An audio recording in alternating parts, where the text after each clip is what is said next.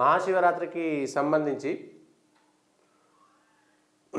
నిన్న హైదరాబాద్ కలెక్టరేట్ నుంచి ఒకటి వచ్చింది. Hyderabad district not to avail public holidays on 8th, 9th, 10th by the district officers, tahsildar, superintendents and the staff of the collectorate Hyderabad district and also to run their offices certain instruction issued. Attention all the district officers 8, 9, 10వ తారీఖు వాళ్ళు inaugurations, ముఖ్యమంత్రి inaugurations ఉన్నాయి, ఇవన్నీ ఉన్నాయి. దీనికి సంబంధించినటువంటి వ్యవహారంలో వల్ల శివరాత్రి 8 తారీఖు, 9 తారీఖు ఇవాళ శివరాత్రి ఉంటారు, ఉపవాసం ఉంటారు, ఒక్క పొద్దు ఉంటారు.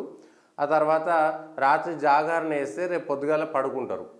ఇది విషయము. ఇదే 6వ తారీఖు ఇచ్చినటువంటి ఇదే government of Telangana Ramzan festival permission to all Muslim government employees, contract, outsourcing, boards, public sector employees to leave offices, school early by an hour during the month of Ramzan from 12 to 11, ఒక గంట ముందు అంటే 4 PM కల్లా వెళ్ళిపోవచ్చు. Government hereby permits all the Muslim government service, contract, outsourcing, boards, public sector employees, school working in the state to leave their offices, schools 4 PM during the holy month of Ramzan, that is 12th to 11th April వరకు both days inclusive to offer necessary prayers except when their presence is required due to the exigencies of the services during the above period. ఇది విషయము. సరే, ఒకరికి exception ఇచ్చారు, ఇది వేరే విషయం. ఇది 1-2 రోజుల పాటు అంటే ఇవాళ రేపు మహాశివరాత్రి దాదాపుగా అందరూ ఉపవాసమో జాగరణో మెజారిటీ హిందువులు చేస్తారు. అందులో గవర్నమెంట్ సెక్టార్లో పనిచేసే వాళ్ళు, గవర్నమెంట్లో ఉండే అవుట్సోర్సింగో కాంట్రాక్టో వీళ్లకు వర్తించేటువంటి నెల రోజుల పాటు వాళ్లకు పూర్తి స్థాయిగా ఒక గంట ముందు 4 గంటల కల్లా వెళ్ళిపోవచ్చు. 4 గంటల కల్లా వెళ్ళిపోవచ్చు. కానీ వీళ్ళకు మాత్రం ఒక్కరోజు మాత్రం హాలిడే ఇవ్వడానికి ఇబ్బంది వచ్చింది.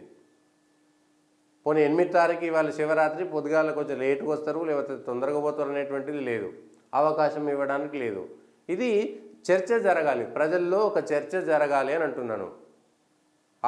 ఎక్కడైనా సరే, ఏ ప్రభుత్వం సరే, తెలంగాణ కావచ్చు, ఆంధ్ర కావచ్చు, జాతీయ స్థాయిలో కావచ్చు, మోడీ వచ్చినా ఎవరు వచ్చినా సరే, పండగలు పబ్బాల పేరు మీదే అసలు ప్రభుత్వం నడవకూడదంటే మిగిలినందరికి కూడా అదే వ్యవహరించాలి, మిగిలినందరికి కూడా అదే వర్తించాలి కదా. ఒకరికి ఒక రకమైనటువంటి న్యాయం, ఇంకొకరికి ఇంకొక రకమైనటువంటి న్యాయం ఏంటి? 365 రోజుల్లో ఎన్ని ఉండాలి, ఎట్లా ఉండాలి అనేటువంటి అంశం పైన ఎందుకు క్లారిటీ లేదు?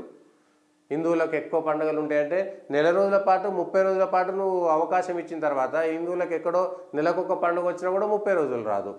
నెలకొక పండుగ వచ్చినా కూడా ఆ పండుగల్లో మిగిలిన హిందువులకు ఇచ్చేటువంటి సెలవుల్లో మిగిలినందరికి కూడా సెలవులు ఇస్తారు కదా, ప్రత్యేకంగా ఏమీ ఉండదు కదా.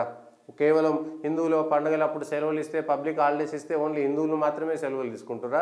మిగిలిన మతాల వాళ్ళు వచ్చి పని చేస్తున్నారా? చేయట్లేదే, వాళ్ళు కూడా సెలవులు తీసుకుంటున్నారు కదా. సో ఇక్కడ వివక్ష ఎక్కడ ఉన్నది అంటే ప్రతిదీ ఓటు బ్యాంకు రాజకీయాలతోటే ఉన్నది. హిందువుల సంఖ్య ఉన్నది కాబట్టి వాళ్ళు పట్టించుకోరు, మొదటి నుంచి వాళ్ళు ఇట్లే ఉంటారు అనేటువంటి ఒక అంశం పైన ఇది చర్చ జరగాలి. ప్రజల్లో మంచి ఏంటి, చెడేంటి, కొన్ని రాష్ట్ర భవిష్యత్తు కోసం, రాష్ట్ర అవసరాల కోసం, దేశ అవసరాల కోసం ఇవన్నీ పట్టించుకోవద్దు. మంచిగా ఉండాలంటే అందరూ పట్టించుకోవద్దు, అందరూ ఒకే విధంగా ఉండాలి, అందరికీ సమన్యాయం ఉండాలి అనేటువంటి అంశం పైన క్లారిటీ ఎందుకు రావట్లేదు? అది మనకు కావాల్సింది. ఇది రెండు ఒకటే, ఇది ఒక జీవో, ఇది ఒకటి రెవెన్యూ డిపార్ట్మెంట్ నుంచి డిస్ట్రిక్ట్ కలెక్టరేట్ హైదరాబాద్ నుంచి వచ్చినటువంటి ఒక ఆర్డరు. సో దీనికి సంబంధించినటువంటి అంశాలను మనం పరిశీలిద్దాం.